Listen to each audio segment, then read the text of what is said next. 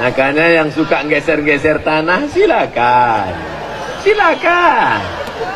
Kebun sawit, kebun karet, batas rumah sudah ditetapkan.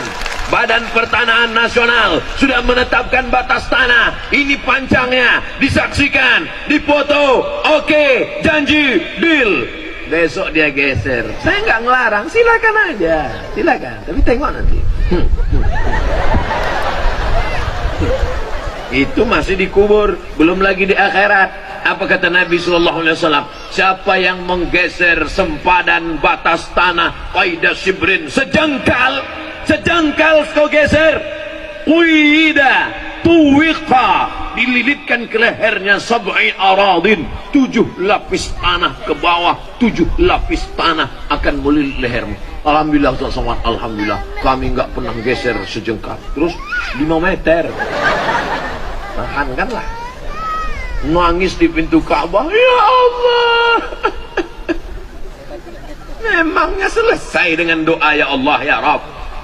Labbaik Allahumma labbaik, labbaik la syarika laka labbaik, innal hamda wan ni'mata laka wal mulk. Apa kata malaikat? La labbaik wala sa'daik. Kau tak dapat haji mabrur, hajimu haji mabur, karena kau berangkat dengan uang haram, menggeser-geser tanah. Kok Ustaz tiba-tiba ingat tanah? Makanya jangan saya disuruh ceramah dekat tanah. Saudara yang dimuliakan Allah Subhanahu wa taala, maka penggali kubur, pemandi jenazah, saya banyak cerita dengan mereka. Ustaz Somad, ada kami memandikan jenazahnya bau, padahal dulu orang kaya, parfum minyak wanginya banyak. Kenapa? Begitulah Allah menunjukkan di dunia sudah ada, apalagi nanti di akhirat. Mudah-mudahan kitanya selamat, kita yang hadir nih husnul khotimah semuanya. Jangan aniaya orang, jangan zolimi orang. Orang yang mengajar anak kita alif bata, anak-anak guru MDA, mereka yang mengajarkan anak kita cara wudhu, cara sholat. Guru fisika angkat PNS, guru kimia angkat honor daerah, guru matematika angkat jadi ASN, guru ngaji hidup segan mati tak mau macam kerakap tumbuh di batu. Oleh sebab itu Bapak Ibu, kita angkat harkat martabat mereka ini.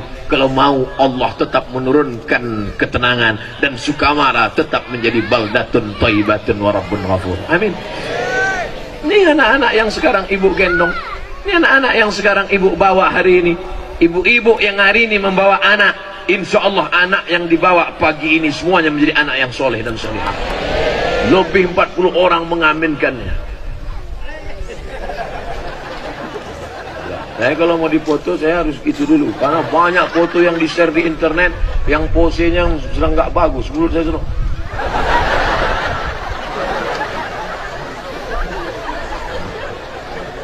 Sampai mana tadi? Hilang pula bahaya. Anak-anak yang digendong hari ini, lihatlah bagaimana usaha sih. Bapak enak aja dengar ceramah. Ibu yang di sebelah mendiamkan anak. Nangis anak, tenang ya nak. Nangis anak, masuknya ke dalam. Tak juga diam, kasih keripik. Tak juga diam, masukkan cendol. Tak juga diam, ayo dah balik. Tapi insya Allah anak-anak ibu akan menjadi anak yang soleh. Mereka yang akan mendoakan jenazah ibu dan bapak di liang lahat. 20-30 tahun lagi bapak ibu semuanya sudah mati. Saya hidup. Ustaz ini enggak enak. Yang giliran hidup dia aja, kami mati. Oke, kalau gitu kita balik. Di antara bapak ibu kelihatannya saya yang lebih dulu. Maksudnya saya lebih dulu mengiring jenazah bapak itu. Saudara yang mati nggak usah dipesan, nggak usah di request. Saya berapa kali dikhawatirkan orang mati. Ustaz, banyak-banyak minum air putih ya. Nampaknya Ustaz nggak lama lagi mati. Malah dia mati duluan. Saya nggak mati-mati. Diusir nggak mati. Dilaporkan nggak mati. Tapi sampai masanya akan Janganlah semangat kali. Saudara yang dimuliakan Allah Subhanahu wa taala, mati jangan takut, mati jangan cemas, mati jangan khawatir.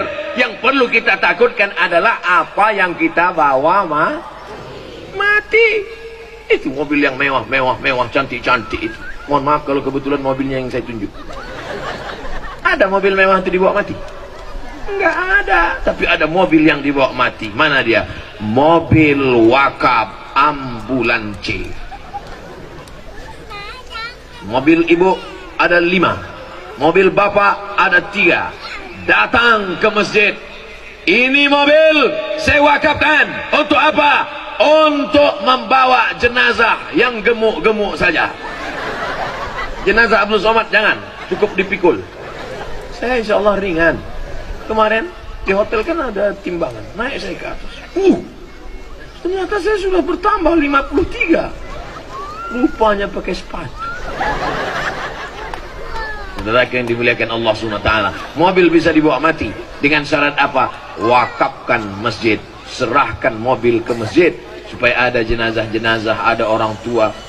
Saya baca di koran pasien dari rumah sakit karena tidak punya uang dibawa naik ojek sampai beritanya ke Sukamara. Dibawa naik ojek. Untung tukang ojeknya nggak tahu. Pas ditanya ini apa? Ikan. Kok besar sekali? Ya ikannya besar. Padahal anak dia digulung dalam tikar. Membaca berita itu tertawa tersenyum sambil menangis, air mata jatuh ke dalam. Kenapa? Karena orang kaya tak peduli. Orang kaya tidak peduli dengan keadaan orang miskin.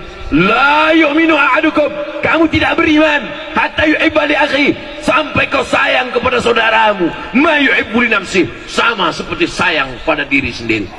Iman bukan diukur dengan sholat berjamaah saja. Iman bukan diukur dengan ke Masjidil Haram saja.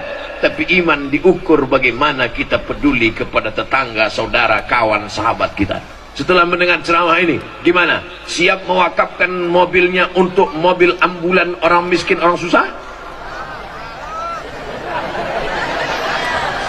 Semuanya yang bilang siap. Semua yang bilang siap nggak punya mobil. Ya Allah, semua yang hadir ini belilah mereka mobil, ya Allah. Yang aminnya enggak terlalu kuat, mobil second, ya Allah. Bapak Ibu yang dimuliakan Allah Subhanahu wa taala, mengapa Abdul Somad tidak berbangga hati pagi ini? Yang merekamnya bukan Menkom Info, yang merekamnya bukan TV One, tapi anak-anak soleh. Ya.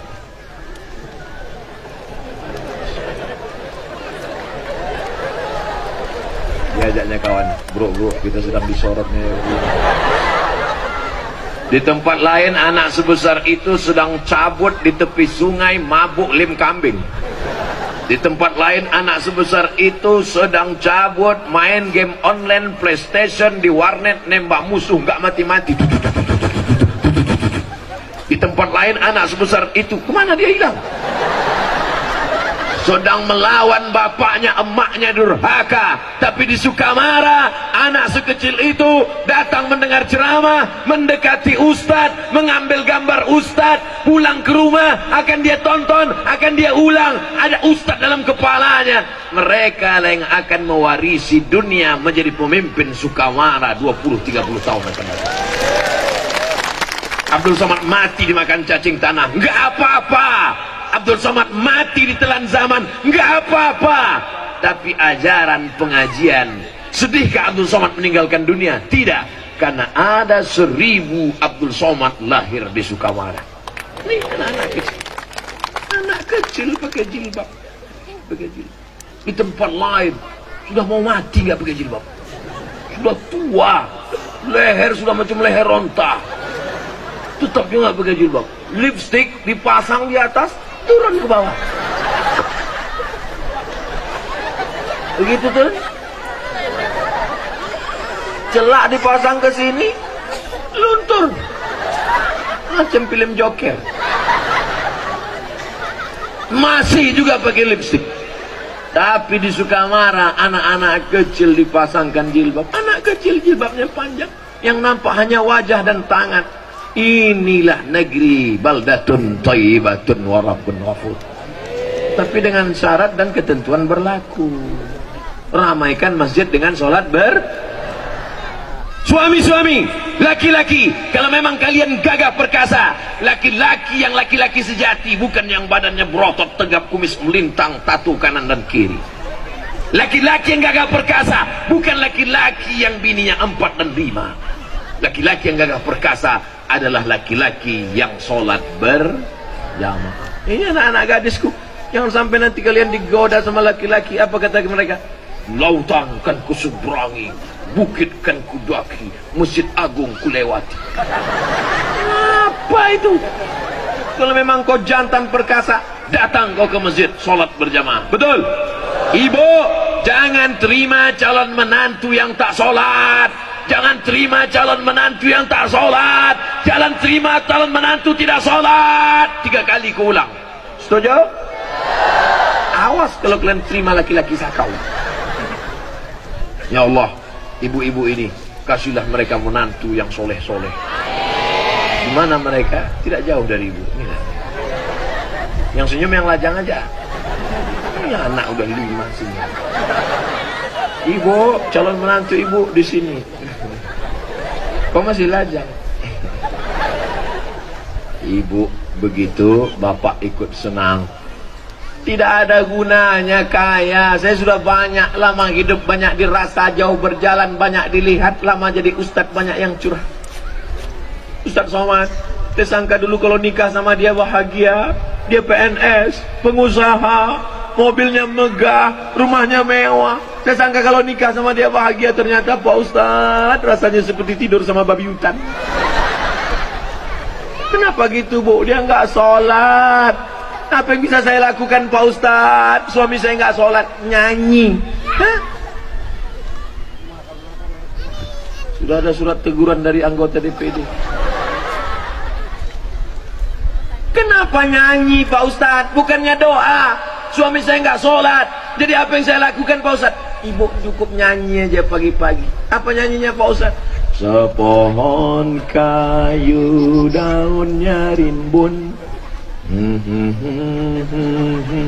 serta buahnya, walaupun hidup 1000 tahun, kalau tak sembahyang. Nanya, walaupun hidup 1000 tahun, kalau tak sembahyang, apa gunanya? Itu hari pertama. Tengok besok dia enggak juga berubah. Hari kedua, sepohon kayu rimbun. Hari ketiga, ini nampak mukanya. Sepohon. Jangan, itu terlalu keras. Ibu tetap lembut. Berapa banyak laki-laki yang hatinya keras tapi menjadi lembut karena kelembutan hati dan doa ibu. Kita doakan suami-suami ibu yang belum sholat supaya sholat. Banyak juga ternyata. Ustaz Somad ceramahnya hanya sampai jam 7.30 karena pesawat tidak mau menunggu Ustaz. Pramugari sudah siap-siap mau minta foto. Jadi saya jawab pertanyaan-pertanyaan. Apalah kesimpulan ceramah Ustaz tadi?